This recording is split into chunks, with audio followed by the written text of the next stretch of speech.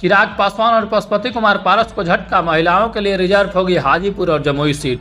नमस्कार, आप देख रहे हैं टॉप 10 न्यूज। अगर आप मेरे चैनल पर नए हैं और खबर अच्छा लगे तो चैनल को जरूर सब्सक्राइब कीजिएगा। आइए जानते हैं खबरें विस्तार से। लोकसभा में महिला आरक्षण बिल पास होने के बाद ही बिहार की राजनीति में लोग अब यह कह रहे हैं कि चिराग पासवान और पशुपति कुमार पारस का क्या होगा। जो चिराग पासवान और पशुपति कुमार पारस लगातार हाजीपुर और जमुई सीट से लड़ने की तैयारी कर रहे हैं, उस चिराग पासवान और पशुपति कुमार पारस का क्या होगा। लोग तो यहाँ तक कह रहे हैं कि देख लीजिएगा, पासवान परिवार का करियर महिला आरक्षण बिल के बाद कहीं खत्म न हो जाए। अब आप लोग सोच रहे होंगे कि क्या ऐसे हो सकता है। महिला आरक्षण बिल और रामविलास पासवान परिवार की राजनीतिक करियर का आपस में क्या संबंध है। लोकसभा में आज महिला आरक्षण बिल बहुमत से पास हो चुका है।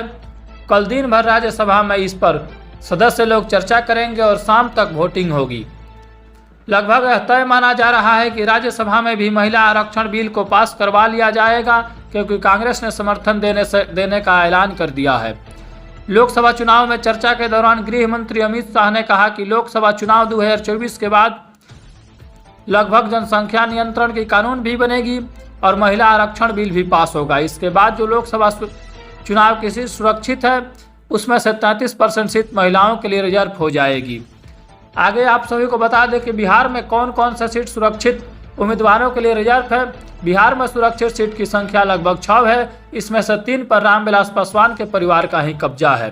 पहला हाजीपुर, जहां से पशुपति कुमार पारस सांसद हैं, दूसरा जमुई, जहां से चिराग पासवान सांसद हैं, और तीसरा समस्तीपुर, जहां से रामविलास पासवान के छोटे बेटे और भाई रामचंद्र पासवान के बेटे प्रिंस पासवान सांसद हैं।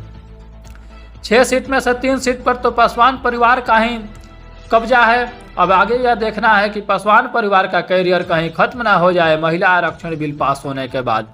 बिहार की अन्य 3 सीटों जो सुरक्षित है, उसमें से गोपालगंज, सासाराम और गया लोकसभा सीट है। ऐसे में सवाल उठता है कि अगर इन 6 सीटों में से अगर हाजीपुर, जमुई और समस्तीपुर सीट महिलाओं के लिए रिजर्व हो जाता है तो पासवान परिवार का क्या होगा।